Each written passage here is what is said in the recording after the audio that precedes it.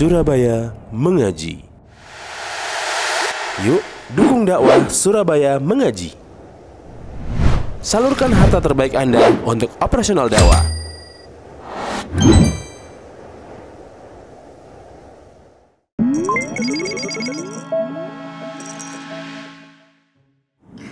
Bismillahirrahmanirrahim. Assalamualaikum warahmatullahi wabarakatuh. Innal hamdalillah nahmaduhu wa nasta'inuhu wa nastaghfiruh wa na'udzu billahi min shururi anfusina wa sayyiati a'malina.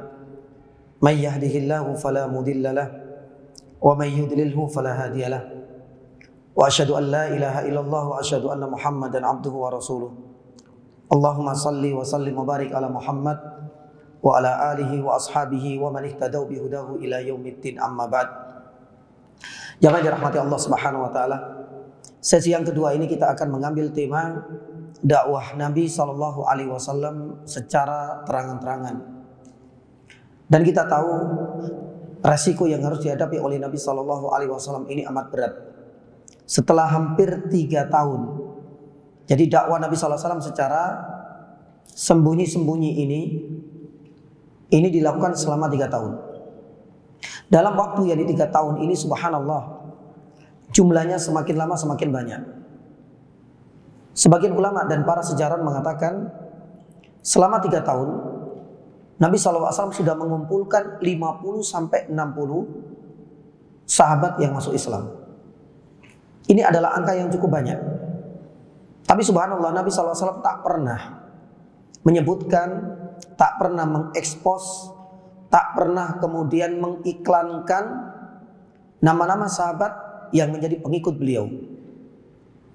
Karena tahu bahwasanya identitas ketika mereka itu diungkap di hadapan para pembesar orang-orang kafir Quraisy pasti akan berisiko besar. Tidak hanya untuk pribadi mereka, akan disiksa, diintimidasi, diteror. Hal ini juga akan berpengaruh kepada dakwanya Nabi SAW.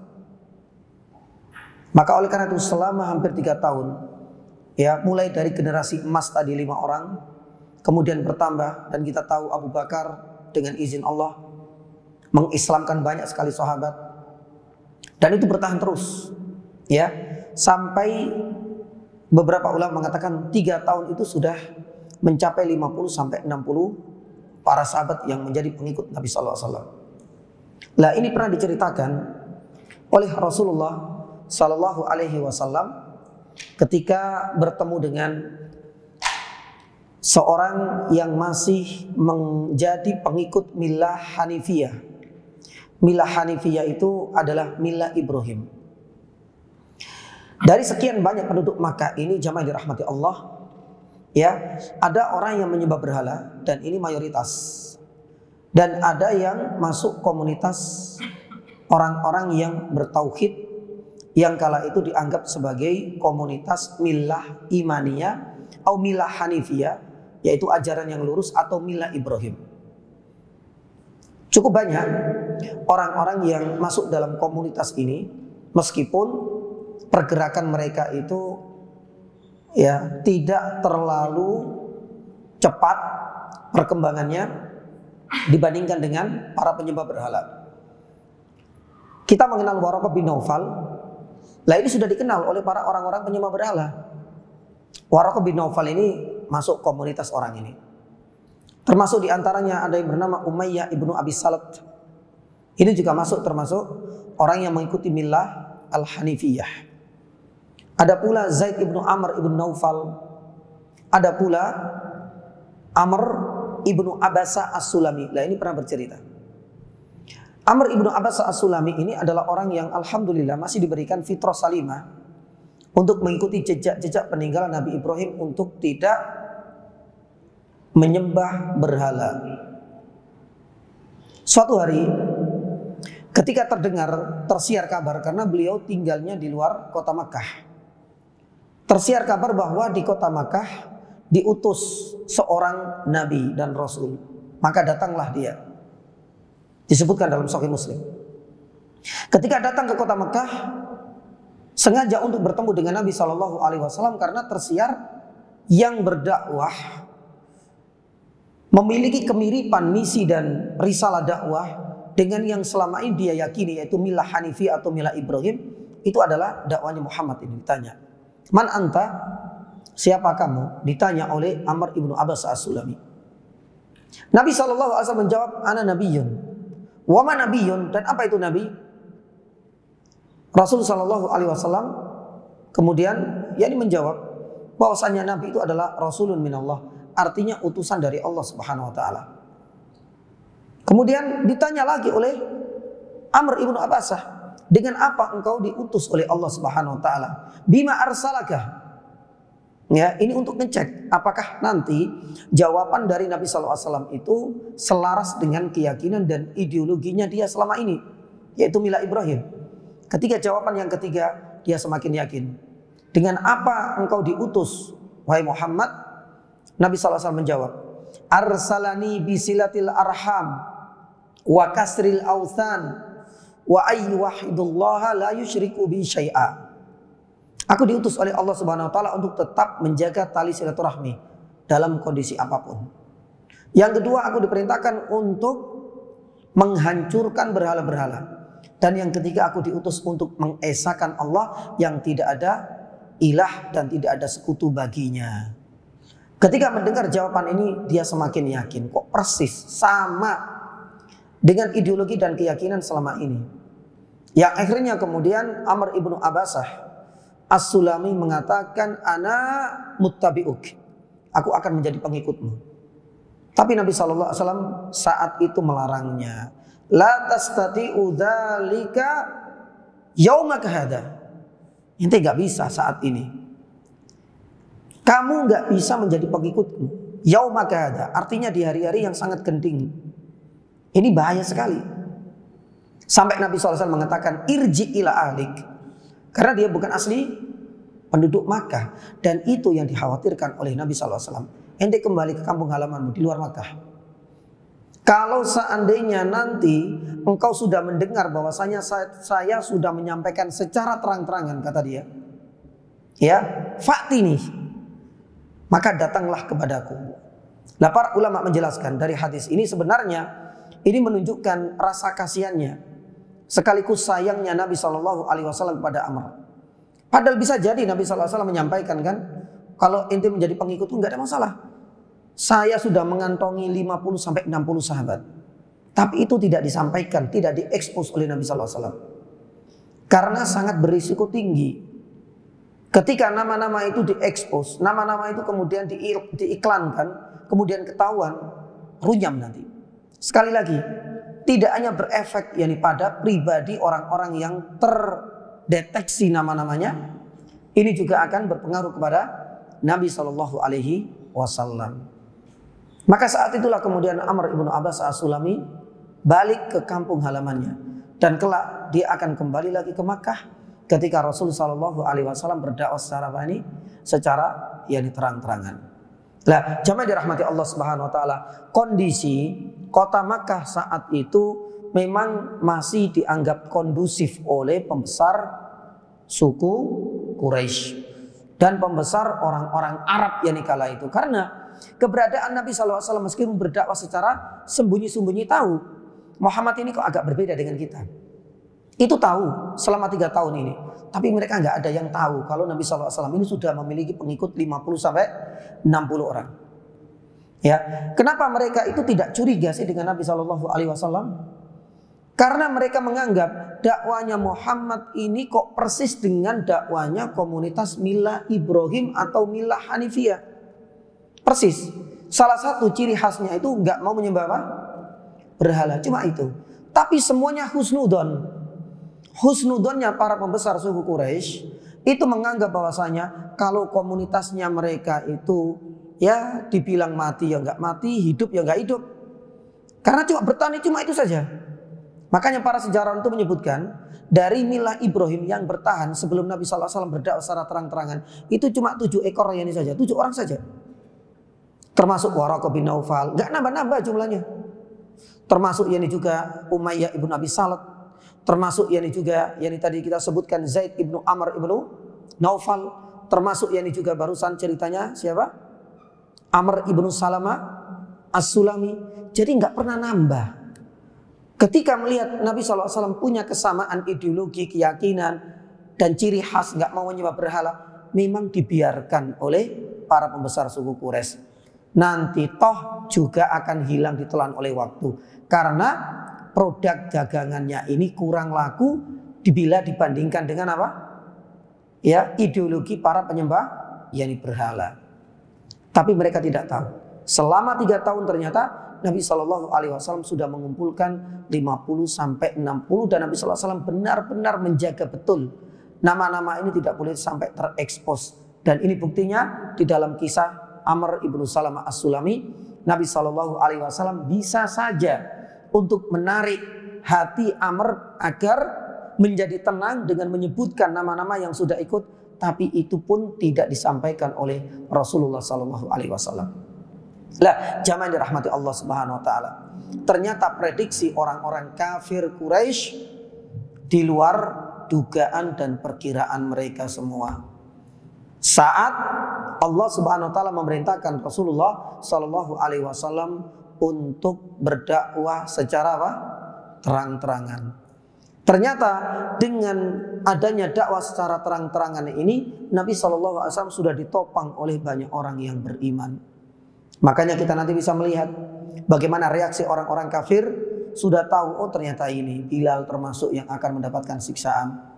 Ya, termasuk diantaranya mereka sudah mulai mencoba untuk menebar teror, intimidasi, rasa takut ini juga kepada seluruh orang-orang yang selama ini menjadi pengikut Nabi SAW. Bahkan tidak hanya mereka, Nabi SAW pun juga akan mengalami hal yang sama. Karena ini sudah menjadi resiko. Lah, jamaah dirahmati Allah Subhanahu Wa Taala. Di dalam yang sebuah riwayat, Nabi SAW melakukan beberapa tahapan-tahapan ketika berdakwah secara terang-terangan. Ya, mulai dari keluarga yang terdekat. Maka ini adalah tahapan-tahapan yang dilalui oleh Nabi SAW. Tahu betul bahwasanya dakwah secara terang-terangan itu tidak langsung kemudian membuat tablik akbar. Tetap prioritas utama adalah keluarga. Dan tahapannya itu terinci, tersistematis. Nabi SAW memulai ketika menyampaikan kepada Fatimah, ya Fatimah binta Muhammad, ya Sofia bintal Muttalib, ya, kemudian ya Bani Abdul Muttalib, semuanya dipanggil. Tapi untuk skup keluarga terdekat terlebih dahulu. La alimu lakum minallahi syai'a saluni min mali masyitum. Ini sudah menjadi dakwah pertama kali yang disampaikan oleh Nabi SAW kepada keluarga yang di dekatnya. Ya, bahkan Nabi SAW diceritakan, ya, jamaah yang dirahmati Allah, pernah mengumpulkan agak lebih luas. Bani Abdul Muttalib dipanggil semua, diajak makan bareng. Ya, karena kalau sudah kumpul semua makan bareng, ini kesempatan Nabi SAW bisa menyampaikan sebagai tuan rumah wajar. Dan ini dikisahkan oleh Ali bin Abi Thalib, ya, di dalam Sahih yang Muslim. Lah, Ali bin Abi Thalib bercerita ketika Nabi SAW mengumpulkan lebih banyak. Kalau tadi kan cuma Sofia, putrinya Fatimah, kecil. Ini skupnya lebih luas lagi, tahapan berikutnya. Diajak makan dari Bani Abdul Muttalib. Ketika mereka makan, tanpa sadar Nabi SAW sudah punya ancang-ancang untuk menyampaikan ini. Ya, jadi wahai para tamu, semuanya disebut di situ. Sesungguhnya aku diutus oleh Allah Subhanahu Wa Taala kepada kalian khususnya dan kepada manusia secara umum. Dan kalian sudah mengetahui tanda-tanda kenabian yang ada pada diriku. Ya, salah satunya adalah nama Muhammad, itu adalah tanda-tanda kenabian. Salah satunya itu adalah ayat-ayat Allah. Itu adalah tanda-tanda kenabian karena sebelumnya sudah turun surat Al-Alaq, surat Al-Mudaththir, itu adalah tanda-tanda kenabian. Maka saya memohon bagi kalian semua untuk membaiatku. Kata Nabi SAW, langsung disampaikan kayak seperti itu. Untuk menjadi pengikutku dan menjadi sahabatku. Kata Ali bin Abi Thalib, subhanallah, hening kala itu. Berat bagi orang-orang kafir Quraisy, sekalipun waktu itu masih keluarga besarnya dari Bani Abdul Muttalib. Kata Ali bin Abi Thalib, semuanya tidak ada yang berucap. Ya, sampai 3 kali Nabi SAW mengatakan seperti itu, tidak ada yang berucap. Semuanya berdiam, hening. hingga Ali kala itu langsung berdiri. Tapi Nabi SAW mengatakan, suruh duduk. Nabi SAW menawarkan kembali, siapa yang membaiatku? Gak ada yang mau berdiri, gak ada yang mau berucap. Hingga Ali berdiri dari tempat duduknya, berharap bisa mendekati Nabi kemudian membaiatnya. Disuruh Nabi SAW duduk lagi. Sampai yang ketiga kali, barulah Nabi SAW meletakkan tangannya di atas tangan Ali. Karena Ali sudah yang ketiga kalinya menginginkan untuk membaiat Nabi SAW. Jadi dari sekian banyak undangan dari kalangan Bani Abdul Muthalib, hanya Ali satu-satunya yang membaiat Nabi SAW dalam jamuan makan malam tersebut. Lah, semenjak itulah yang jamaah dirahmati Allah Subhanahu wa taala, berarti memang ada indikasi ini Muhammad sudah mulai berani ini. Ya. Karena dulu ibadahnya sudah ada indikasi beda dengan kita. Ternyata sekarang ngajak-ngajak. Makanya para ulama mengatakan ini jamaah, seandainya dakwanya Nabi SAW itu sembunyi-sembunyi, gak akan ada yang namanya konfrontasi, gak ada namanya penyiksaan, gak ada yang namanya intimidasi, bahkan bisa dipastikan gak ada yang namanya peperangan bi'idznillah ta'ala. Tapi itu sudah menjadi resiko dakwah dan itu akan menjadi kewajiban bagi kita semua juga. Jadi gak selamanya kemudian dakwah secara fardiyah, door to door, artinya dari hati ke hati. Mau tidak mau kita harus menampakkan. Kita harus berbicara juga secara lantang. Kita juga mengingatkan. Kita juga meluruskan. Maka itu sudah menjadi risiko. Pun demikian dengan Nabi SAW. Lah, jamuan makan malam yang pertama kali itulah, itu seakan-akan menyisahkan sesuatu yang mengganjal dalam hati Abu Lahab. Ya, Nabi SAW tahapan berikutnya. Setelah keluarga dekatnya, kemudian Bani Abdul Muthalib.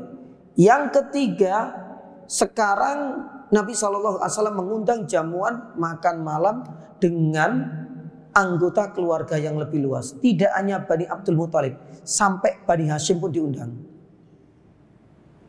Tapi kala itu Abu Lahab sudah mengingatkan kepada Nabi SAW, yang datang ini gak sembarangan. Bahasa kita, jaga mulutmu, wahai Muhammad. Jangan sampai engkau mencederai perasaan dan hati Bani Hashim. Ini cakupan sudah luas. Kalau seandainya cuma undangan Bani Abdul Muthalib, kemudian kita nggak suka, nggak senang dengan ajaranmu, dengan ajakanmu, itu masih mending. Yang dipermalukan cuma segelintir orang saja. Ini Bani Hashim.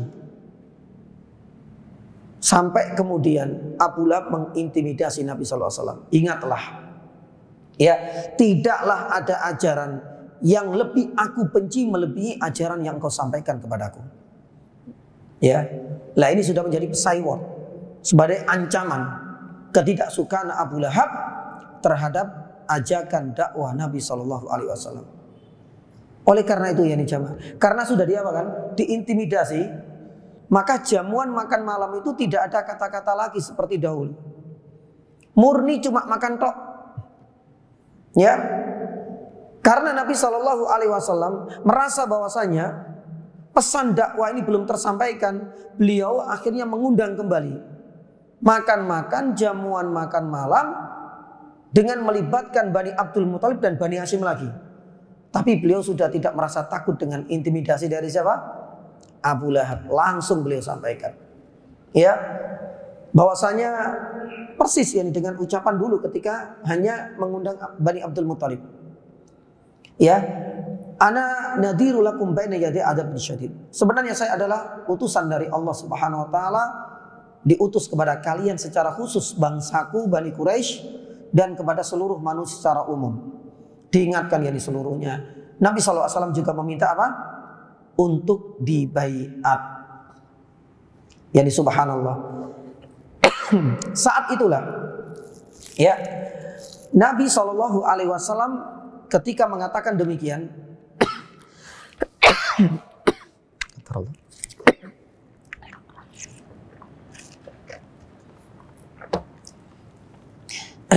tidak ada yang merespon. Hanya satu yang merespon, yaitu Abu Thalib. Abu Thalib juga merasa kasihan dengan keponakannya itu Nabi Shallallahu Alaihi Wasallam. Akhirnya Abu Thalib mengatakan bahwasanya engkau termasuk di antara keluarga kami. Maka apapun yang terjadi denganmu, kami apresiasi, kami hormati, dan kami akan melindungimu. Subhanallah, apa yang terjadi jamaah? Kala itu Abu Lahab langsung kemudian beranjak sembari mengatakan bahwasanya, hati-hati Abu Thalib.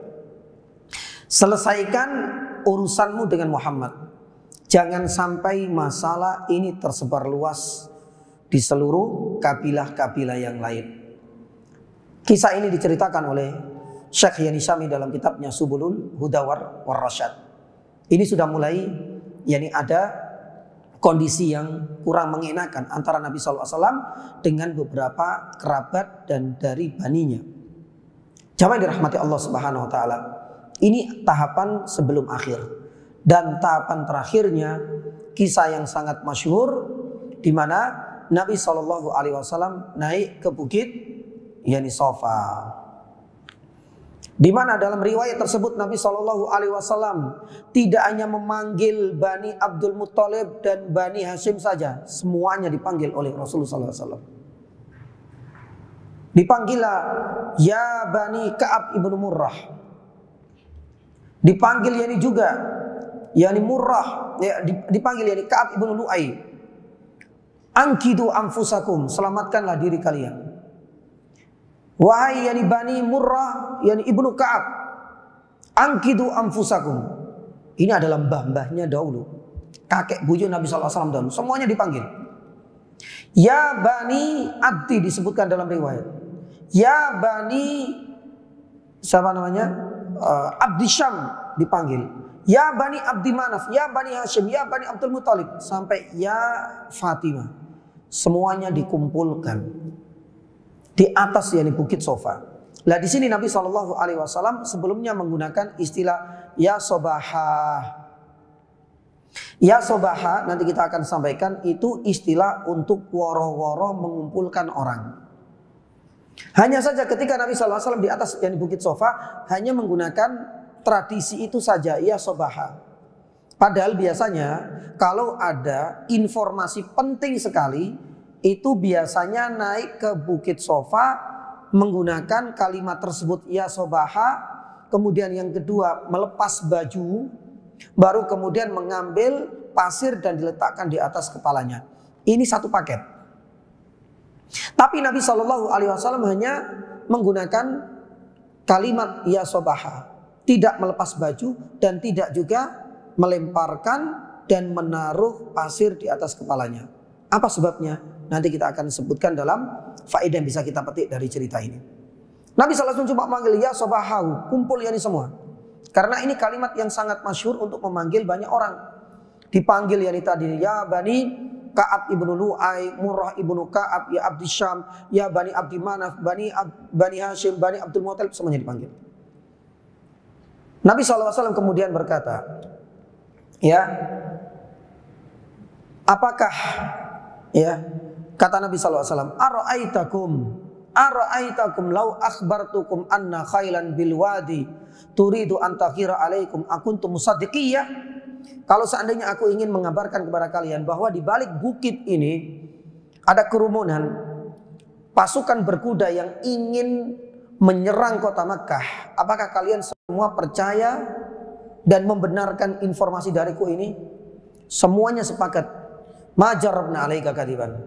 Pasti kita akan jujur mengakui itu adalah berita A1. Karena selama ini kita tidak pernah mendapati engkau berbohong. Tahu bagaimana track record Nabi SAW? Coba kita lihat. Apa reaksi selanjutnya? Ketika mereka menyatakan bahwasanya kami percaya dengan kejujuranmu karena kita tahu semenjak kecil kau gak pernah berbohong. Oke, kalau memang demikian, baru Nabi SAW menyampaikan, Inni nadirun lakum baina yaday adabin syadid. Sudah mulai goyah keimanan mereka.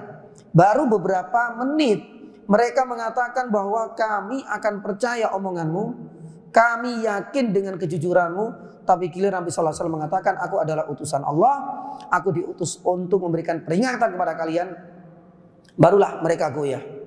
Sebagian ada yang beriman dan sebagian besar banyak yang menolak. Salah satu yang paling vokal dan keras berkatalah Abu Lahab di sini. Karena Abu Lahab semenjak awal ini sudah antipati dengan dakwanya Nabi sallallahu alaihi wasallam. Semenjak Nabi sallallahu alaihi wasallam mengundang untuk skup yakni Bani Abdul Muthalib sampai yakni Bani Hashim, ya ricuh juga tadi dengan siapa? Abu Thalib. Ini yang diundang bukan sembarangan seluruhnya ini. Karena dalam hati Abu Lahab ini sangat memalukan. Satu, dia sebagai pamannya, memalukan yakni juga dari Bani Abdul Muthalib, dari Bani Hashim, dan memalukan yakni juga dari suku Quraisy yang dianggap suku yang terhormat, dan itu adalah sukunya Nabi dan suku Bani dan sukunya Abu Lahab. Makanya langsung berteriak dengan lantangnya, tabban. Tabban itu artinya celaka. Dalam bahasa umpatan berbahasa Arab ini jamaah, tabban itu adalah ungkapan yang paling vulgar, yang paling keras, yang paling kotor. Ya, cuma dalam bahasa Al-Qur'an tabbat diterjemahkan apa? Celakalah, ya. Untuk menyesuaikanlah bahasa. Ini adalah bahasa umpatan yang paling kasar. Ya mungkin orang-orang Surabaya biasanya punyalah, taulah anak-anak muda punya bahasa umpatan yang paling kasar sampai mendunia ya.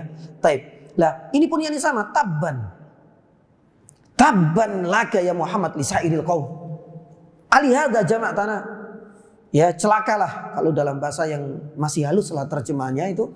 Ya, wahai Muhammad, hanya karena ingin menyampaikan hal ini kau kumpulkan ya di seluruhnya. Memalukan banget ini. Makanya Allah Subhanahu wa taala tidak tinggal diam ya nih jamaah. Sebagaimana bukti Allah Subhanahu wa taala selalu benar-benar menjaga Nabi. Sebagaimana di dalam surat Al-Maidah ayat 67, wallahu ya'simuka minan nas. Ketika Nabi SAW itu dicela habis-habisan dengan kata yang paling kotor, umpatan yang paling vulgar, tabban, maka turunlah surat apa? Yani tabbat yani di sini. Tapi yang didoakan, yang dicela ini bukan Nabi SAW. Gantian. Ketika Nabi SAW dipermalukan di hadapan yani banyak orang, Allah Subhanahu wa taala gantian menurunkan surat Al-Lahab guna untuk mempermalukan Abu Lahab. Tapi ingat ini subhanallah, tabbat, surat Al-Masad atau surat Al-Lahab ini satu paket. Yang dipermalukan bukan hanya Abu Lahab, tapi siapa? Istrinya juga kena di sini. Makanya ini sudah menjadi apa? Menjadi awal benih-benih permusuhan antara keluarga Abu Lahab dengan Nabi Shallallahu Alaihi Wasallam. Makanya nanti kita akan yang disampaikan, yang bagaimana kebencian itu akan semakin memuncak, ya, hingga kedua putra dari Abu Lahab diminta untuk menceraikan kedua putri Nabi Shallallahu Alaihi Wasallam, ya, karena keberadaan antara rumah Nabi Shallallahu Alaihi Wasallam dengan rumah Abu Lahab ini berdekatan. Makanya dia ini hubungannya sebagai paman dengan Nabi Shallallahu Alaihi Wasallam, paman dengan ponakan. Yang kedua sebagai besan, sama-sama besan. Yang ketiga sebagai tetangga. Tapi permusuhannya luar biasa sekali. Apalagi pasca turunnya surat yakni Al-Lahab ini. Maka jamaah dirahmati Allah Subhanahu wa taala, kita nggak bisa membayangkan ya, genderang yakni perang ini sudah dimulai. Tapi ingat, Nabi Shallallahu Alaihi Wasallam semenjak itu berdakwah hingga nanti meninggalkan kota Makkah, tidak ada syariat untuk membalas, apalagi menyerang, apalagi kemudian membunuh. Kita nggak bisa membayangkan bagaimana beratnya Nabi Shallallahu Alaihi Wasallam. Di satu sisi tetap wajib menyampaikan dakwah, di sisi lain harus tetap bertahan dan harus tetap sabar dan tabah. Ya, kalau kita saat ini enggak ya, ada apa-apa ya ini bisa kita lapor, enggak ada masalah. Ya ini bisa kemudian ya kita ya bertahan, bisa kita kemudian ya ini jaga, ya ini jarak. Kita bisa kemudian mengcounter. Tapi zamannya Nabi Sallallahu Alaihi Wasallam belum ada. Begitu beratnya yang dialami oleh Nabi Sallallahu Alaihi Wasallam, apalagi Nabi Sallallahu Alaihi Wasallam ini sudah melancarkan saywar. Ini sudah dakwah secara terang-terangan. Resiko memang harus ditanggung oleh Nabi Sallallahu Alaihi Wasallam karena itu sudah menjadi perintah dan instruksi Allah Subhanahu wa taala. Jamaah dirahmati Allah Subhanahu wa taala. Lah disinilah nanti kita akan sampaikan beberapa faedah penting. Salah satunya faedah itu adalah urgensi dakwah tauhid. Karena yang diinginkan oleh Nabi SAW dengan berdakwah itu adalah mengajak kaumnya lebih khusus dan mengajak seluruh alam semesta ini untuk mengesahkan Allah Subhanahu wa taala.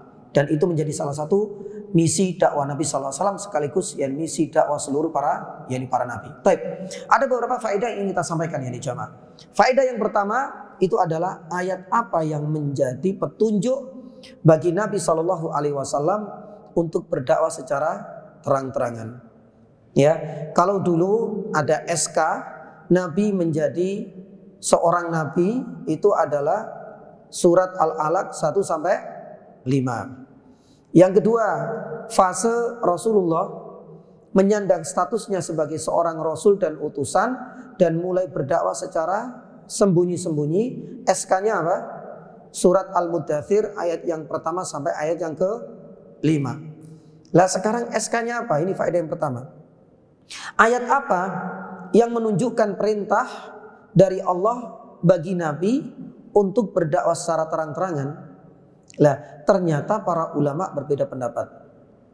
Ada dua ayat yang diperdebatkan, diperselisihkan.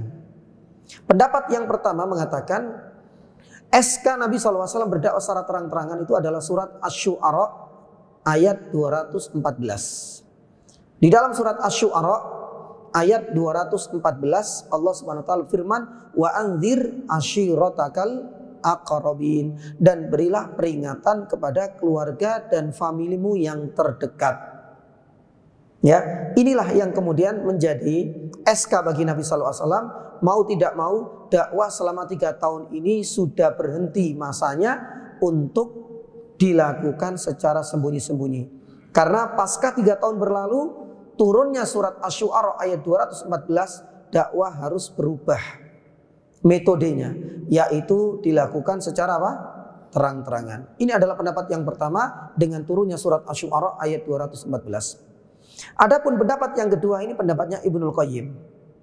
Ya, Ibnul Qayyim rahimahullah taala mengatakan bukan surat Asy-Syu'ara 214. Tapi ayat 94 surat Al-Hijr. Surat Al-Hijr ayat 94, inilah ayat yang menjadi SK bagi Nabi untuk berdakwah secara terang-terangan. Di dalam surat Al-Hijr ayat 94 Allah Subhanahu wa taala berfirman, "Fasda bima tu'mar wa arid 'anil musyrikin."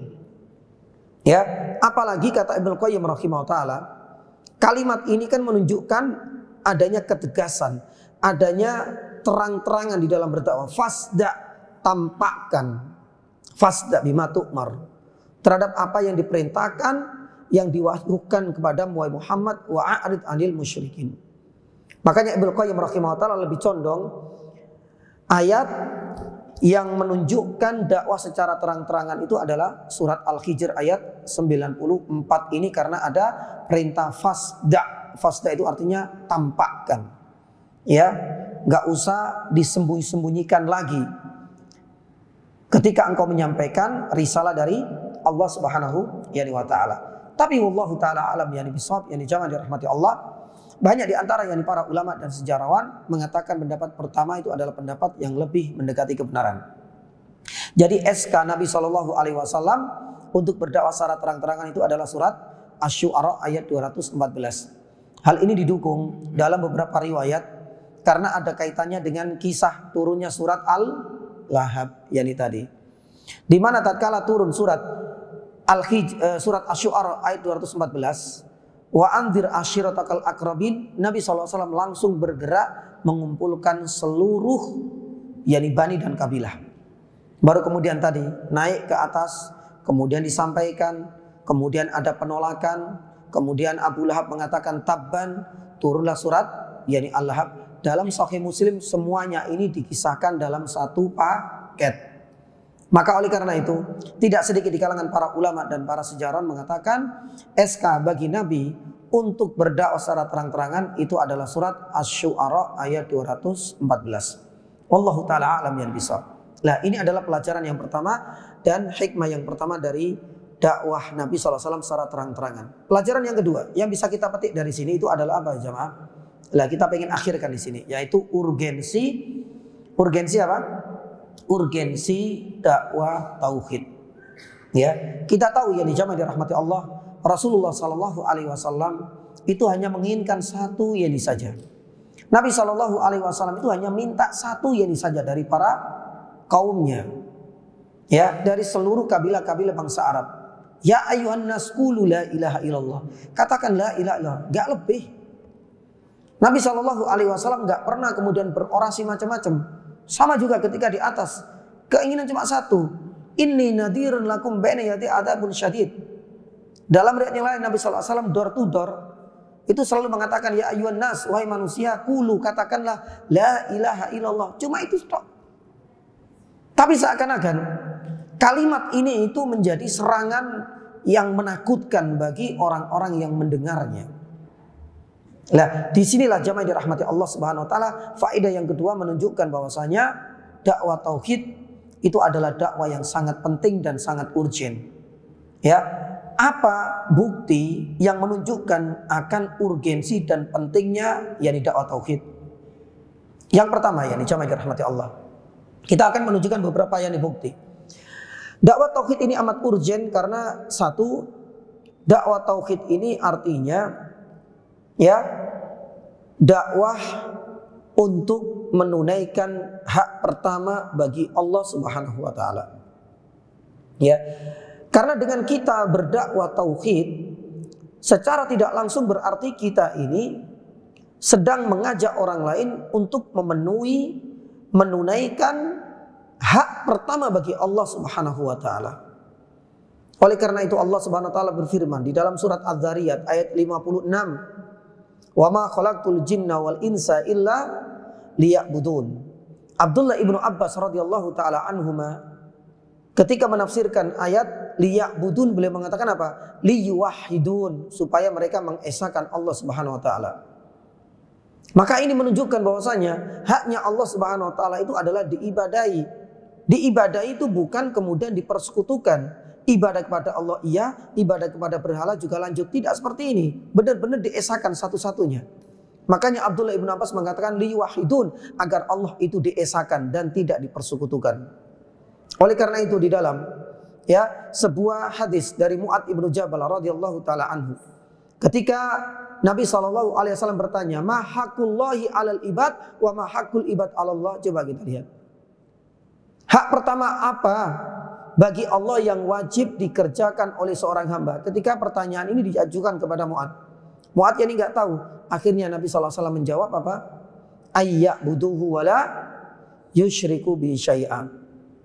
Maka ini adalah wasiat pertama, hak pertama yang harus ditunaikan kita sebagai hambanya. Maaf ya nih jamaah yang dirahmati Allah, mungkin kita kasih gambaran yang lain. Seandainya orang tua kita mendekati detik-detik kematiannya, kemudian menuliskan beberapa wasiat, pasti wasiat dan pesan terakhir itu akan selalu terngiang, dan bagaimana caranya kita harus memprioritaskan agar pesan dan wasiat itu tertunaikan. Itu pasti. Padahal itu antara manusia dengan manusia. Lah, ini hak pertama bagi Allah Subhanahu wa taala. Allah Subhanahu wa taala sudah menetapkan untuk dirinya. Pun demikian Rasul SAW sudah mengatakan haqqullahi alal ibad ayya'buduhu. Maka ini menunjukkan urgensi dan pentingnya dakwah tauhid yang itu tidak bisa dinomor duakan, nomor tigakan, ataukah nomor-nomor yang lain. Karena ini tetap harus menjadi hak pertama Allah yang harus ditunaikan oleh seorang hamba. Makanya Syekh yani Ahmad Al-Hakam rahimahullah ta'ala di dalam syarah Sulamil Usul mengatakan apa? Awwal wajibin alal abidi ma'rifatur rahmani bit tauhidi. Ya, kewajiban pertama bagi seorang hamba al-abid yaitu ma'rifatur rahman, mengenal Allah, mengesahkan Allah bit tauhid, yakni dengan yakni tauhid. Nah, ini adalah bukti yang pertama yakni jamaah dirahmati Allah, alasan kenapa kita memprioritaskan dan menunjukkan dakwah tauhid itu adalah dakwah yang sangat penting dan urgent, karena dengan kita berdakwah tauhid berarti kita ini sedang melaksanakan hak pertama bagi Allah yang diwajibkan untuk seluruh hambanya. Yang kedua yakni jamaah dirahmati Allah, Yang menunjukkan dakwah tauhid itu urgen, karena dakwah tauhid itu berarti kita mengajak orang kepada tingkatan iman yang paling tinggi. Kita sedang mengajak seseorang kepada level dan derajat iman yang paling agung dan paling mulia. Kenapa hal itu bisa terjadi? Coba kita kaitkan jamaah yang dirahmati Allah dengan hadis Nabi SAW. Al-imanu bid'un wa sab'una syu'bah. Nabi SAW pernah bersabda bahwasanya iman ini ada berapa tingkatan?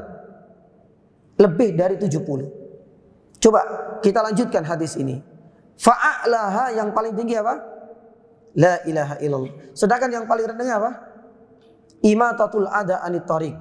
Ketika seseorang menyingkirkan duri atau rintangan-rintangan dari jalan yang biasa dilalui oleh manusia, ini pun bagian dari iman, tapi tingkatannya paling bawah. Lah di sini para ulama menjelaskan. Coba kita bandingkan antara tingkatan yang paling tinggi, yang paling puncak dengan yang paling bawah. Kalau yang paling puncak ini kaitannya dengan haknya Allah. Tingkatan iman yang paling mulia. Sedangkan yang paling bawah itu berkaitan dengan haknya siapa? Makhluk. Karena dengan kita menyingkirkan duri-duri ini diharapkan manusia itu tidak termadoroti, tidak terkena mara bahaya. Maka disinilah jangan sampai terbalik dalam kita mengajak seseorang di dalam berdakwah. Karena seringkali orang itu membalikkan tingkatan iman ini. Bahwasanya orang yang paling bagus akhlaknya, yang paling tinggi imannya itu adalah orang yang bagus akhlaknya kepada sesama, dengan membalikkan posisi di mana imatatul adha ada di atas. Tapi giliran yang di tauhid itu di nomor 2 kan, bahkan di nomor akhir kan. Seakan-akan ini nggak memberikan pengaruh. Makanya muncul saat ini, nanti kita akan sampaikan bagaimana orang yang dianggap mulia itu adalah orang yang tutur katanya itu bagus. Ya, istilahnya nggak suka kemudian menjustis, memvonis. Ya, yang penting nggak ada istilah tauhid kemana-mana didakwakan. Itu seharusnya itu adalah orang-orang yang bertauhid, itu adalah orang-orang yang bagus, yang berakhlak mulia, orang yang imannya tinggi, itu adalah orangnya yang bisa berinteraksi dengan baik dengan sesama. Selalu itu yang dikembur-kemburkan oleh manusia saat ini. Padahal sejatinya dengan kita mendakwakan tauhid, ini kita sedang mengajak manusia ke level iman yang paling tinggi ya nih jemaah. Nah, ini adalah bukti yang kedua menunjukkan bahwasanya dakwah tauhid itu adalah dakwah yang sangat penting, karena secara tidak langsung kita ini sedang mengajak manusia kepada tingkat iman yang paling tinggi. Karena Nabi SAW mengatakan a'laha la ilaha illallah. Yang ketiga ya nih jemaah. Ya, urgensi dari dakwah tauhid. Karena dakwah tauhid ini adalah poros dakwah seluruh para nabi. Bukan hanya untuk Nabi SAW, tapi ini seluruh yakni para nabi. Seluruh para utusan itu berdakwah dengan risalah, misi yang sama. Makanya Allah Subhanahu wa taala berfirman di dalam surat An-Nahl ayat 36. Di dalam surat An-Nahl ayat 36 Allah Subhanahu wa taala firman, walaqad ba'atsna fi kulli ummatir rasulan. Tidaklah kami, artinya setiap kaum itu pasti akan diutus seorang utusan. Misi dan risalahnya apa? Ani'budullaha wajtanibud yani tauhid. Untuk beribadah kepada Allah, artinya untuk mengesahkan Allah dan menjauhi segala bentuk kesyirikan atau penyembahan dan pengagungan kepada selain Allah yang dikenal dengan tauhid. Baik, jamaah yang dirahmati Allah Subhanahu wa taala. Ini menunjukkan bahwasanya dakwah tauhid itu adalah dakwah yang sangat urgen, bahkan dakwah yang sangat mulia. Karena tidak hanya nabi kita ya jemaah. Seluruh yakni para utusan menjadikan dakwah tauhid itu sebagai risalah dan misi utama mereka. Maka jangan sampai kemudian kita merasa bahwasanya dakwah tauhid saat ini sudah tidak penting yakni lagi. Cobalah kita lihat, hampir semua ayat menunjukkan akan hal itu.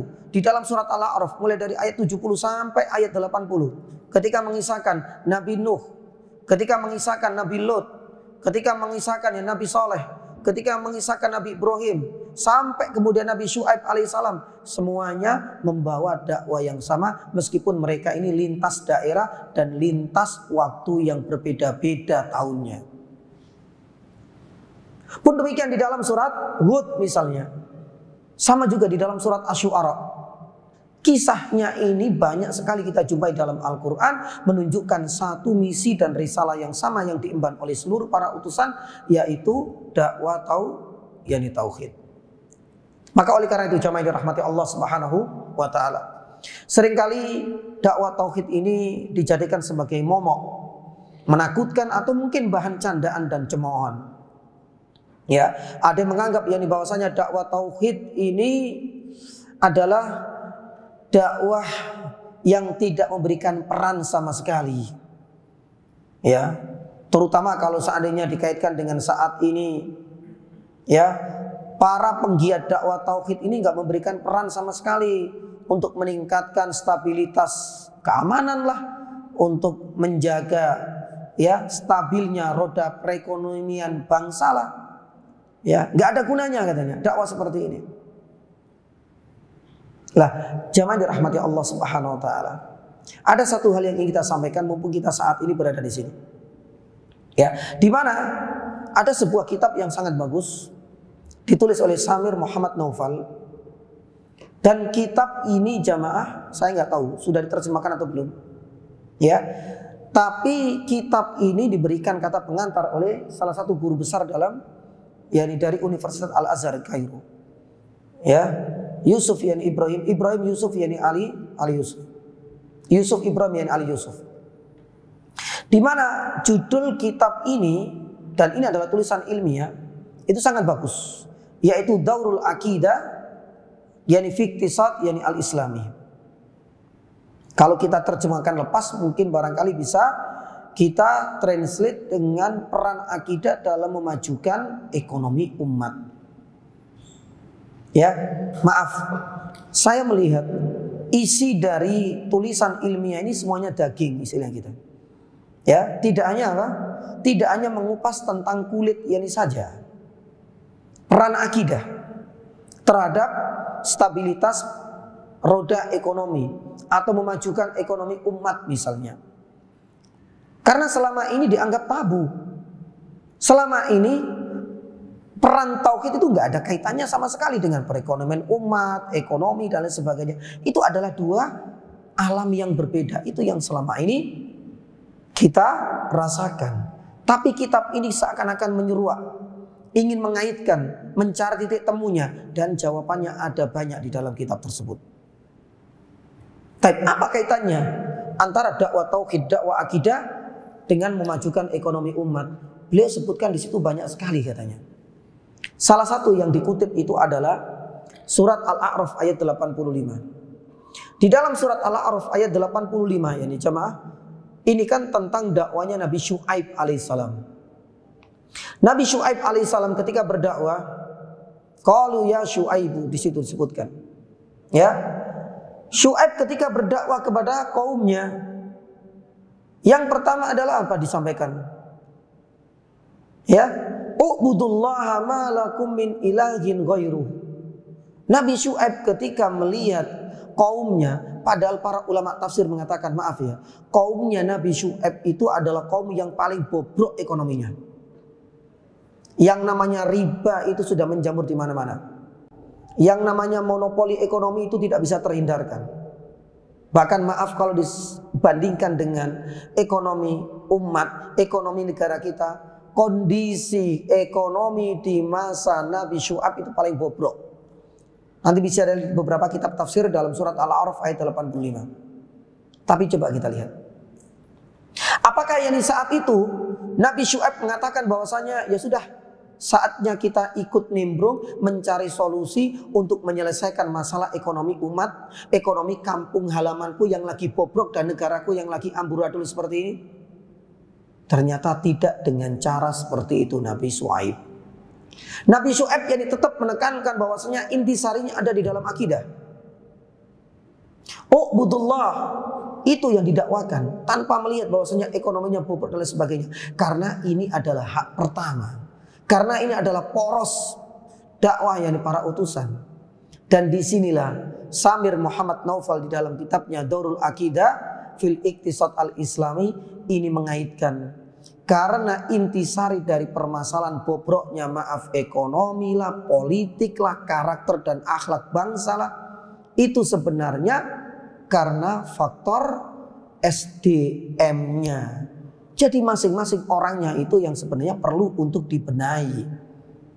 Yang dilakukan Nabi Syuaib alaihissalam pun sama. Ekonomi bobrok di kampung halamannya, Madian, kampung halaman Nabi Syuaib, itu kalau seandainya dikasih pakar ekonom dari manapun, lulusan manapun, gak akan bisa menyelesaikan. Kalau seandainya kualitas dari SDM-nya ya tetap seperti itu. Mereka tidak beriman kepada Allah. Ini yang menjadi salah satu masalah besar. Makanya kemudian Nabi Syuaib pun tidak langsung serta-merta membenahi bobroknya ekonomi, tapi dibenahi yakni dulu akar permasalahan, yaitu tentang akidah. Makanya beliau menulis di situ, yakni Syamir Muhammad Naufal, peran akidah, peran yakni tauhid di dalam menstabilkan, memajukan ekonomi keumatan, itu ternyata salah satunya lewat meluruskan akidah dan keyakinan. Bahkan tidak hanya berhenti sampai di situ yakni jamaah. Beliau juga menyebutkan yakni bukti yang lain, bahwasanya akidah ini punya peran besar loh ya. Itu baru satu contoh dalam hal ekonomi. Kata yakni Syekh yakni Syamir Muhammad Naufal ini, orang yang berakidah lurus insyaallah, orang yang bertauhid, itu pasti akan memprioritaskan haknya siapa dulu? Haknya Allah di atas haknya manusia. Ya, makanya inilah yang menjadi bobroknya ekonomi umat dimanapun yang berada. Karena orang itu sudah tergiur dengan sistem kapitalisme. Keuntungan itu gimana caranya bisa diraup sebanyak-banyaknya untuk keuntungan pribadi semata. Mereka mengabaikan haknya Allah. Jangankan masalah zakat diabaikan, jangankan masalah sedekah diabaikan, masalah sholat ini saja mereka abaikan. Padahal Allah Subhanahu wa taala memuji, ya, bagi para pedagang bisnismen hati-hati dengan surat An-Nur ayat 37. Di dalam surat An-Nur ayat 37, rijalun la tulhihim tijaratun wala bai'un an dzikrillah. Ya, coba kita lihat. Allah Subhanahu wa taala memuji kepada orang-orang yang tidak tergiur dengan keuntungan bisnis dan niaganya, tapi selalu apa? Ingat dengan panggilan Allah, dengan sholat. Tapi kita bisa melihat, merasakan di sekitar kita. Maaf, ya di pasar ini adalah tempat yang paling spesial, yang dianggap paling ramai. Tapi setiap kali ada lantunan adzan, menyaut dari sana kemari, insya Allah mereka mendengar. Tapi tak pernah kemudian segera untuk meninggalkan dan mengijabahi panggilan Allah Subhanahu wa taala. Meskipun di pasar-pasar juga ada masalah musola, juga ada masjid yang juga ada. Tapi seakan-akan kurang diminati dan kurang mendapatkan perhatian yang serius dari orang-orang yang tinggal di pasar atau di mal-mal. Seakan-akan jadi sampingan yang semata. Kalau ada hajat ya sholat, kalau ada enggak ya sudah, kita ngurusi saja customer atau pelanggan. Lah, pertanyaan yang besar, di manakah posisi kita dengan ayat ini? Bagaimana mungkin kemudian Allah Subhanahu wa taala memberikan keberkahan, menurunkan keberkahan, bisa menstabilkan ekonomi, kalau seandainya Allah yang memberikan rezeki, Allah Subhanahu wa taala yang memakmurkan negeri, Allah Subhanahu wa taala yang menurunkan keberkahan, haknya saja diabaikan. Maka sebaliknya, kata Syekh Syamir Muhammad Naufal, seandainya orang-orang itu secara keimanan dan akidahnya kuat, orang-orang yang bertauhid pasti akan sadar bahwasanya hak Allah akan selalu diprioritaskan, akan selalu diutamakan. Ketika ada adzan akan ditinggalkan. Ya untuk saat ini maaf, ya mungkin kita bisa mengambil satu contoh, yaitu negara Saudi. Subhanallah, ketika adzan sudah dibiarkan. Ya kita nggak tahu pasar-pasar seperti ini kalau dibiarkan sholat ditinggalkan, aman nggak Pak? Ya entek kabeh Pak, hilang semua. Ya, itu kembali sebenarnya kepada pribadi dan SDM jadi masing-masing. Karakter itu sebenarnya yang perlu dibenahi. Sebagaimana Nabi Su'aib ini tadi. Sama juga yang kedua, orang yang kuat ini akidahnya insya Allah. Perintah Allah akan diprioritaskan. Bahkan yang ketiga, lah ini adalah bukti-bukti yang sangat menunjukkan banget akan kuatnya hubungan antara akidah dengan perekonomian umat. Sampai dia mengatakan, kalau seandainya orang itu bertauhid, orang itu akidahnya lurus, pasti akan selalu merasakan muraqabatullah. Saat ini apa yang terjadi dalam dunia perdagangan dan perniagaan ya jemaah. Bahkan Allah Subhanahu wa taala sudah mengingatkan wailul lil mutaffifin. Riba sudah menjadi ya rutinitas yani kita. Mutaffifin yang mengurangi timbangan dan lain sebagainya. Penipuan di pasar-pasar dan itu sudah hal yang biasa. Tapi bayangkan kalau mereka semua adalah orang-orang yang bertauhid, yakin banget. Gak butuh maaf ya pakar-pakar ekonomi, pakar ya di pialang pasar dan lain sebagainya. Sistemnya perlu digini, aturannya perlu diperketat. Insya Allah kalau seandainya SDM-nya ini orang-orang seperti ini, merasa selalu diawasi oleh Allah. Iman pun akan selalu membangkitkan dirinya untuk mendahulukan haknya Allah. Termasuk sholat, termasuk zakat, termasuk juga sedekah. Insya Allah perekonomian umat ini akan berjalan dengan stabil. Makanya subhanallah, kitab ini sangat bagus. Saya nggak tahu apakah sudah diterjemahkan atau belum. Kalau ada yang menerjemahkan, ya ini sangat bagus. Ya, berarti tauhid, ajakan akidah untuk meluruskan keyakinan itu bukan isapan jempol yang di belakang. Tapi memang benar-benar punya peran yang sangat besar. Makanya tulisan ini adalah tulisan ilmiah, bukan novel, bukan cerpen. Ini sudah diberikan kata pengantar oleh guru besar dari Universitas yang di Kairo di Mesir. Subhanallah. Taib, yang dijamaah dirahmati Allah Subhanahu wa taala, ini adalah urgensi yang kedua. Urgensi yang ketiga. Adapun yang urgensi yang keempat yang dijamaah dirahmati Allah, dakwah tauhid. Ya, dakwah tauhid ini adalah dakwah yang memang dari dulu dimusuhi, sangat ditakuti oleh musuh-musuh Allah Subhanahu wa taala. Ya. Nah, kenapa kita sampaikan hal ini? Hal ini bukan untuk menakut-nakuti, tapi supaya kita bisa menyikapi dengan bijak. Karena konsekuensi kita berdakwah tauhid itu pasti akan mendapatkan perlakuan yang tidak disenangi dan tidak disukai oleh para musuh-musuh Allah Subhanahu wa taala. Karena memang dakwah tauhid ini adalah dakwah yang sangat ditakuti sebenarnya. Berarti mereka akan berusaha untuk menjegal, untuk menghalangi, itu wajar. Maka di sini saya ingin bercerita di tahun 1213 Masehi, ya, terjadi di kota Mesir, di negara yang Mesir yang dijamaah dirahmati Allah Subhanahu wa taala. Dahulu Mesir ini terkenal dengan negara yang religius dan alhamdulillah ya sangat kontras sekali dengan kondisi saat ini. Dan itu diceritakan oleh Syekh Abdurrahman Al-Jabarti. Syekh Abdurrahman Al-Jabarti ini adalah seorang ulama besar yang hidup di tahun tersebut.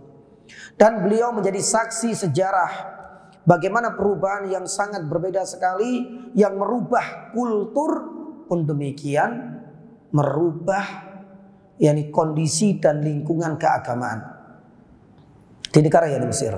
Syekh Abdurrahman Al-Jabarti mengakui di tahun 1213 Masehi terjadi kolonialisme, di mana penjajah masuk ke negara tersebut. Mereka semua sudah berusaha untuk menjauhkan penduduk Mesir ini dari kedekatan mereka dengan agama mereka. Ya, istilahnya supaya mereka tidak terlalu komitmen, tidak terlalu kuat di dalam menjaga dan prinsip keagamaan mereka. Mereka sudah berusaha untuk menjauhkan penduduk Mesir dari agama mereka. Tapi ternyata semua upaya gagal total. Rakyat yang di Mesir masih kuat mempertahankan ideologi mereka. Hingga pada suatu hari, disinilah syaitan mencoba untuk merayu para kolonialis. Ya, mereka ternyata berusaha mendekati lawan-lawan dari pendakwah tauhid. Lah ini jamaah. Yang didekati di situ adalah Syekh Yani Bakri. Yang dia termasuk di antara penggiat dakwah Sufiyah yang sangat bertentangan dengan dakwah tauhid. Syekh Bakri akhirnya kemudian ditanya, "Dan kenapa dakwahmu kok beda di sana, kok nggak kelihatan sekali saat ini?" Ya.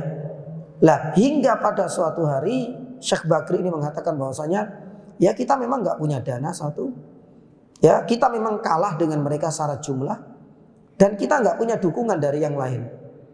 Merasa seperti itu karena niatnya dari penjajah ini untuk ya memusnahkan, untuk mematikan yakni dakwah tauhid, yang akhirnya kemudian dakwah dari lawan tauhid ini diberikan panggung. Sampai Perancis sebagai kolonialisme yang menduduki Mesir yakni kala itu menggelontorkan 300.000 francs. Kala itu masih francs ya. Ya saat ini pakai euro ya. Itu adalah angka yang fantastis. Padahal mereka sebelumnya sudah berupaya lewat sekolah-sekolah dirubah kurikulumnya, tapi ternyata juga tidak mampu untuk ya mengubah ideologi, kultur, keagamaan negara yakni Mesir. Hingga ketika dakwah-dakwah yang lawan dari dakwah tauhid ini diberikan panggung, diberikan dana, dipromosikan oleh kolonialisme, subhanallah. Ya, dakwah sudah mulai bercampur baur. Ada dakwah tapi dicampur dengan nyanyian-nyanyian, dengan tarian-tarian. Yang namanya orang-orang yang suka dengan kadar keimanan yang rendah akan tertarik, lebih suka seperti ini dakwahnya. Syekh Abdurrahman Al-Jabarti mengisahkan kisah-kisah terakhir. Ya, dia mengatakan ketika itu yang terjadi hatta kharaju an syara'iillah. Ini menjadi awal petaka bagi negara Mesir. Sampai banyak di antara mereka kharaju an syara'iillah, sampai mereka banyak yang keluar dari syariat-syariat Allah. Dan beliau adalah saksi sejarah saat itu. Maka jamaah dirahmati Allah Subhanahu wa taala, kalau kita melihat ini realita dengan membandingkan yang kisah yang terjadi di tahun 1213 yang masai di negeri Mesir, maka ini akan menjadi hiburan tersendiri bagi kita, menjadi pelipur lara bagi kita. Ya, di saat kita berdakwah tauhid kemudian banyak orang yang menjegal, banyak orang yang kemudian menghalangi, banyak orang yang kemudian mencaci maki kita. Itu sudah menjadi sunatullah. Karena dakwah tauhid ya itu adalah dakwah yang memang sebenarnya sangat ditakuti oleh orang-orang yang tidak suka, oleh musuh-musuh Allah Subhanahu wa taala. Mereka akan menghalalkan segala cara untuk menjegal. Maka ini menjadi hiburan tersendiri pada kita. Jangankan mereka, kalau kita kaitkan dengan Nabi SAW, sama juga akan mendapatkan hal yang sama.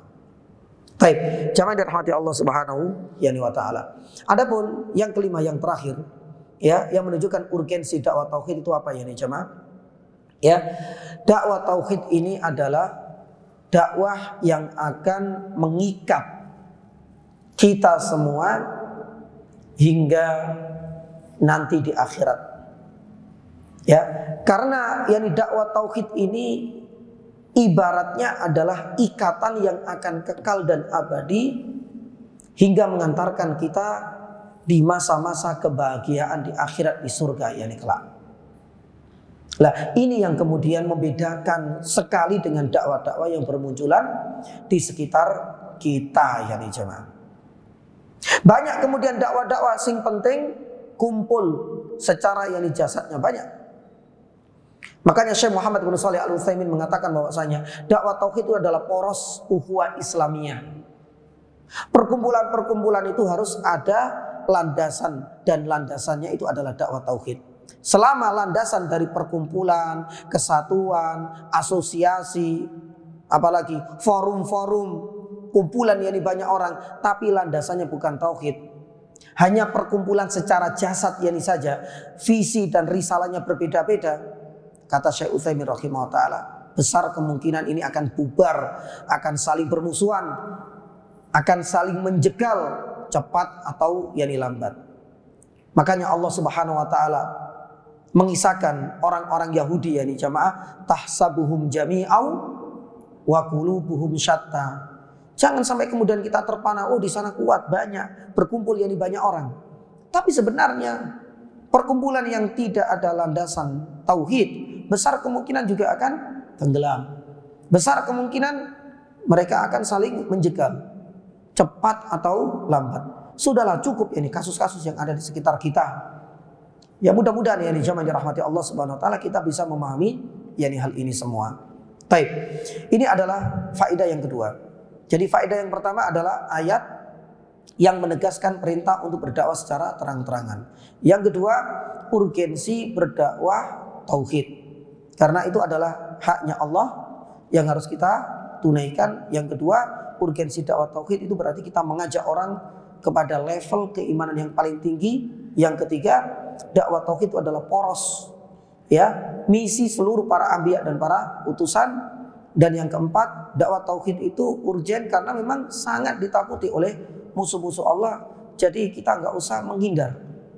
Ya, tidak hanya kita, para nabi pun mengalami hal yang sama. Dan yang terakhir, dakwah tauhid itu adalah semacam komunitas ikatan yang akan melanggengkan, ya, hubungan kita nanti sampai di akhirat kelak, sebagaimana surat Az-Zukhruf ayat 67, al-akhilla yauma idin ba'dum li ba'din adun ilal muttaqin. Jadi tatkala kita mengajak tauhid, kemudian mereka menerima ajakan kita, ini akan langgeng ya nih jamaah sampai di akhirat kelak. Nabi Allah Subhanahu wa taala firman dalam surat Az-Zukhruf ayat 67, al-akhilla, semua orang-orang yang kita cintai, semua orang-orang yang kita kumpulkan kelak nanti di hari kiamat akan menjadi musuh bagi kita sendiri. Kecuali apa? Orang-orang yang bertakwa, orang-orang yang beriman. Baik. Faedah yang ketiga ya nih jamaah. Faedah yang ketiga, ya, yang paling penting ini adalah ada anjuran untuk memprioritaskan dakwah kepada famili dan kerabat terdekat. Ya, jangan sampai kemudian kita selalu keluar panggung. Kita pengen membuka lahan dakwah di luar jauh sana, tapi kita meninggalkan siapa? Kerabat terdekat yakni sendiri. Makanya pelajaran yang ketiga yakni jamaah, kita harus punya skala prioritas di dalam berdakwah. Salah satunya dahulukan, prioritaskan keluarga terdekat. Karena Nabi Shallallahu Alaihi Wasallam di dalam ayat yang ke-214 dari surat Asy-Syu'ara ini, wa anzir ashiratakal aqrabin, berilah peringatan kepada keluargamu yang paling yakni dekat. Makanya ada sebuah kitab di dalam jurnal ilmiah, ini sangat bagus ini jamaah. Inayatul Anbiya alaihimus salatu wassalam bitaujihi dakwah ilal aqarib. Coba kita lihat. Ternyata ini menjadi karakteristik yakni dakwah para nabi. Di mana seluruh para nabi ketika memulai dakwah, yang dimulai mendakwai siapa? Kerabatnya. Makanya di dalam jurnal ilmiah sangat bagus. Inayatul, perhatian para nabi bitaujihi dakwah ilal aqarib, dengan berdakwah membimbing kepada kerabat-kerabat yang terdekat.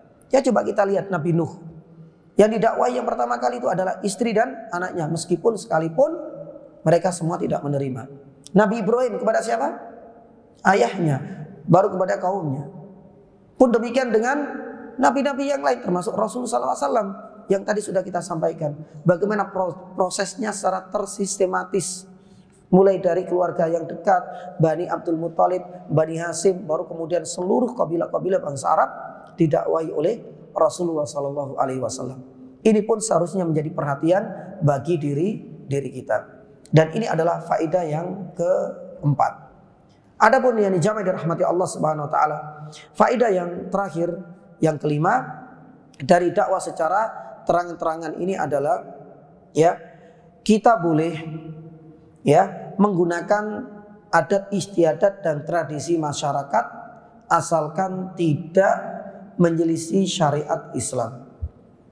Ini adalah salah satu di antara fikih sirahnya dari kisah dakwah secara terang-terangan. Kita boleh untuk menggunakan adat istiadat, melestarikan tradisi masyarakat yakni kita, asalkan tidak sampai menyelisih syariat yakni Islam. Nah, ini kita bisa lihat dari kisahnya Nabi Shallallahu Alaihi Wasallam. Rasulullah Shallallahu Alaihi Wasallam mengatakan ya sobaha, karena ucapan ini tidak sampai menyelisih syariat Islam. Ini hanyalah ucapan untuk memanggil banyak orang. Tapi giliran tradisi ini disandingkan dengan tradisi membuka baju, terbuka auratnya, dengan kemudian melemparkan pasir di atas kepala, ini yang kemudian disortir, disaring oleh Nabi. Ini nggak masuk, nggak dilakukan. Hanya Nabi SAW menggunakan yani sobahah. Nah, ini ada dua faedah dan pesan mulia yani jamaah. Yang pertama, kita tidak boleh kemudian kaku banget. Pokoknya tradisi masyarakat adat istiadat Jawa Indonesia, Nusantara ini semuanya menyelisih syariat yang Islam. Tidak. Ya, kita menjumpai peci ini pun ya ini bukan peci dari zaman 14 abad yang lalu. Yang namanya sarung yang kita kenakan, yang namanya batik, ya salah satu di antara kebanggaan yakni bangsa kita, selama itu bisa menutup yakni aurat, tidak menampakkan ya tubuh dan lekuk yakni tubuh kita, maka nggak ada masalah. Dan ini menunjukkan yang bahwasanya kita pun harus yang bijak menyikapi hal ini. Dan banyak tradisi-tradisi serta adat istiadat bangsa kita, masyarakat yakni kita, yang itu tidak bertentangan dengan syariat yakni Islam. Tapi di sisi lain kita harus tegas yakni pula. Di saat ada syariat-syariat yang menyelisih syariat yakni kita tidak boleh kemudian ikut-ikutan, apalagi kemudian mempromosikan, apalagi kemudian melestarikannya. Dan itu banyak yang kita jumpai, termasuk yang berkaitan dengan klinik, ritual-ritual yang kesyirikan dan khurafat yang misalnya. Maka oleh karena itu jamaah yang dirahmati Allah, apa yang dilakukan oleh Nabi SAW mengajarkan kepada kita, ya istilahnya orang saat ini menjadi orang-orang yang moderat, tapi istilah kita ya benar-benar kita harus benar-benar bijak di dalam mampu mencari, menyaring dan mensortir adat istiadat pun demikian dengan ya rutinitas dan tradisi dari masyarakat. Kalau seandainya hal itu tidak sampai menyelisih syariat, nggak ada masalah. Jangan sampai kemudian kita terlalu kaku. Tapi giliran ada yang menyelisih syariat, disinilah butuh ketegasan dari yakni kita semua. Wallahu ta'ala a'lam bishawab. Demikian yang bisa kami sampaikan. Dan inilah di antara beberapa yakni faedah penting yang bisa kita petik dari dakwah Nabi SAW secara yakni terang-terangan. Yakni salah satunya adalah urgensi dakwah tauhid, dan itu adalah misi para nabi. Kemudian yang kedua juga harus ada skala prioritas untuk mendakwai keluarga yang terdekat dengan kita. Dan yang berikutnya tadi sudah kita sampaikan, kita harus yakni bijak untuk tetap yakni menyaring adat istiadat yang ada di sekitar kita. Dan sebenarnya yang terakhir ini berkaitan dengan judul yang selanjutnya, yaitu butuh kesabaran, butuh ketabahan, karena resiko dakwah itu memang sudah menjadi sunatullah yang tidak bisa terelakkan. Dan itu nanti pada kesempatan berikutnya insya Allah kita akan membahas tentang sikap orang-orang kafir Quraisy, ya efek dari dakwah Nabi SAW secara terang-terangan. Apa bentuknya intimidasi, gangguan, pun demikian ujian yang harus dihadapi oleh para sahabat dan Nabi SAW ketika sudah berdakwah secara terang-terangan. Mudah-mudahan pada pertemuan yang selanjutnya insya Allah bi'idznillah ta'ala, mudah-mudahan yang bisa kita tuntaskan. Allah ta'ala alam yang bishawab. Sepertinya tidak ada kesempatan untuk kuis, tapi kalau ada pertanyaan dalam waktu ya 4 menit, 5 menit ini dipersilakan kalau ada pertanyaan. Ada pertanyaan ini jamaah? Monggo. Ya. Mungkin berkaitan dengan pernikahan itu kenapa diberitakan oleh Allah padahal mereka masing-masing. Masya Allah, ya ini jazakallah khair. Jamaah dirahmati Allah Subhanahu Wa Taala.